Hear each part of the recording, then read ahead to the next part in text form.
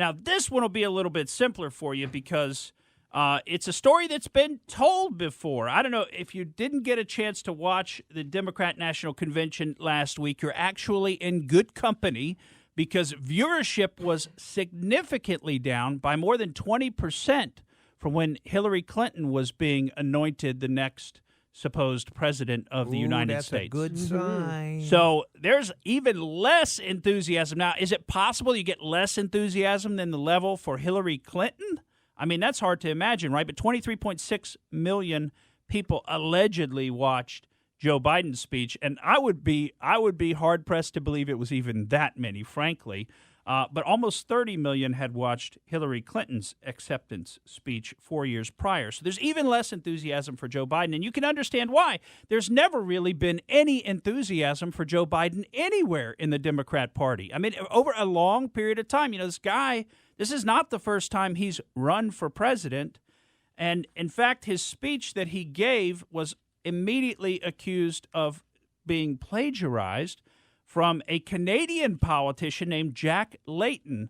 And it had to do with the theme of Biden's speech, which was exceptionally simple, right? Biden went really simple for his speech because it's about light versus dark, good versus evil. Now, there's some question as to how racially sensitive he's being when he's putting things in terms of light and dark, but leaving that aside for a second, he is accused of having plagiarized a Canadian politician who, right before his death, wrote, "My friends, love is better than anger, hope is better than fear, optimism is better than despair." Now, of course, these words are so simplified, it's hard to even say that it would be somebody's idea. I mean, I think maybe they're actually plagiarizing, an even older speech or an older document, because these things have got to have been said a number of times. But what I thought was really notable is that Joe Biden actually plagiarized himself. He actually plagiarized the speech that he gave to the Democrat convention in 2008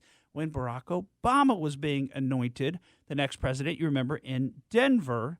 And what was so telling about that, if you take the two speeches and put them together, as somebody on Twitter did, and you play them side by side, which we've got for you here today, you will hear that it's the same speech. He gave the same speech 12 years earlier. Now, I want to tell you before we run this clip, it's sped up a little bit. It's at like time and a half, so it gets through it a little bit faster. But you've got to listen. What you've got here is juxtaposed the speech in 2020 to the speech in 2008. And hopefully you'll be able to tell the difference between the two, because Biden actually was a pretty powerful speaker back in 2008. He had a lot of passion. He was not the Biden of 2020, the halting, unable to find his words, confused speaker that we see today before us. But you can hopefully hear the difference in these two. We're going to go ahead and jump to this clip because we got a few other clips that we want to share with you, including more Biden plagiarism allegations from the past. But let's jump into the comparison of Biden's speech from 2008 to the speech he gave just last week. Barack Obama has worked his way up. He is the great American story. Senator Kamala Harris, she's a powerful voice for this nation. Her story is the American story. That work is more than a paycheck. It's dignity. A job is about a lot more than a paycheck. It's about your dignity. It's respect. It's about whether or not you can look your child in the eye and say, we're going to be all right. It's about respect. It's about your place in the community. It's about being able to look your kid in the eye and say, honey, it's going to be okay, and mean it. My dad who fell on hard times. My dad was an honorable, decent man. He got knocked down a few times pretty hard. Always told me, though, champ, when you get knocked down, get up. Get up. But he always got back up. He worked hard, and he built a great middle-class life for our family. And why he'll make college more affordable. That's the change we need. And where cost doesn't prevent young people from going to college, and student debt doesn't crush them when they get out. Barack Obama will transform the economy by making alternative energy a national priority. An opportunity for America to lead the world in clean energy and create millions of new, good-paying jobs in the process. And in the process, creating 5 million new jobs. With 5 million new manufacturing and technology jobs. Put security back in Social Security. If I'm your president, we're going to protect Social Security and Medicare. And he'll never, ever, ever give up until we achieve equal pay for women. With equal pay for women. Barack Obama will bring down health care costs by $2,500 for the average family. With a health care system that lowers premiums, deductibles, drug prices. Barack Obama will reform our tax code. He will cut taxes for 95% of the American people who draw a paycheck. That's the change we need. Because we don't need a tax code that rewards wealth more than it rewards work. Folks, remember when the world used to trust us? When they looked to us for leadership?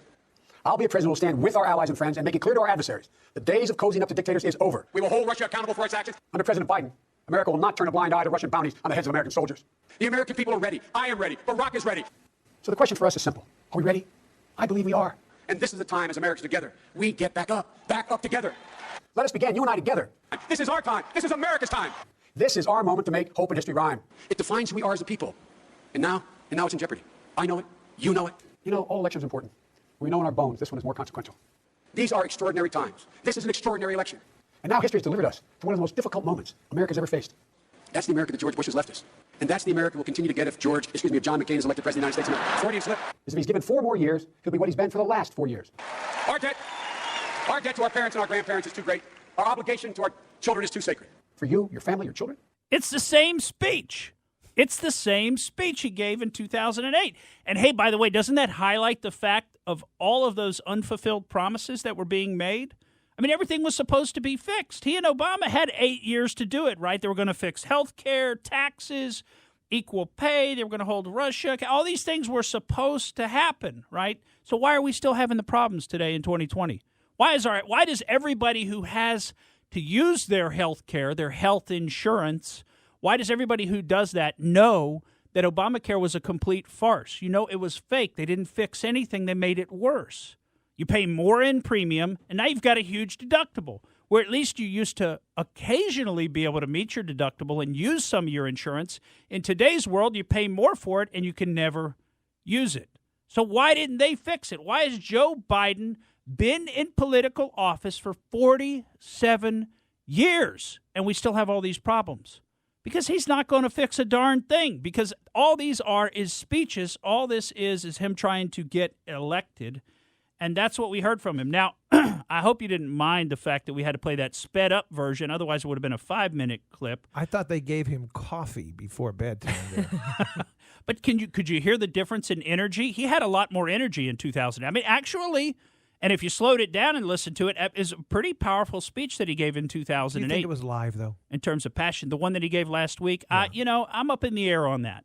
I'm up in the air because there's a lot of suggestion that, there's all these reporters that were there, and if it hadn't have been live, they would have said something. I've seen the idea that maybe he was wearing a different lapel pin and things like that. I'm not 100% convinced by that. Maybe he had a watch on and didn't have a watch on, things like that. I don't know, but it's certainly possible. I mean, I don't think the entire convention was live. I think a lot of it was pre-recorded. You could tell that. The medium itself lent itself to that type of thing, to pre-recording. So was his speech pre-recorded? I don't know. I'll tell you what, it's awfully late for Joe Biden to be up at night, to be speaking at that time of night. So if it wasn't pre-recorded, I think he took a nap earlier in the day. But now I want to play for you at regular speed, because otherwise we're going to run out of time. I got some other good clips here I really want to get to. I want to play for you the end of Joe Biden's speech at the Democrat National Convention, and you will hear the themes that he tried to bring to the table there. Remember, we told you, light versus dark. For love is more powerful than hate. Hope is more powerful than fear. And light is more powerful than dark. This is our moment. This is our mission. May history be able to say that the end of this chapter of American darkness began here tonight, as love and hope and light join in the battle for the soul of the nation. And this is a battle we will win, and we'll do it together. I promise you. Thank you, and may God bless you, and may God protect our troops. Interesting. A lot of people picked up on the fact that he didn't say the natural closing line, may God bless America, right? Okay, right. But we could tell, right? The Democrats don't believe in that. They hate America. So why would they want God? First of all, they don't believe in God. I mean, I'm surprised to hear. It was interesting. If you watched the whole thing, you did see they were trying to bring in some references to God occasionally. And then other times they were showing their true colors, which is that they hate God. And they were doing that by leaving God out of the Pledge of Allegiance and other things like they've done historically. They have always done this, trying to move God out of the public square. But they use him to pander for political points when they're trying to get elected. Thank you for listening to the Morgan Streetman Show. We hope you enjoyed what you heard, and if you did, please click like and subscribe to help us out. And remember that we recommend that you exercise your brain at least once a week.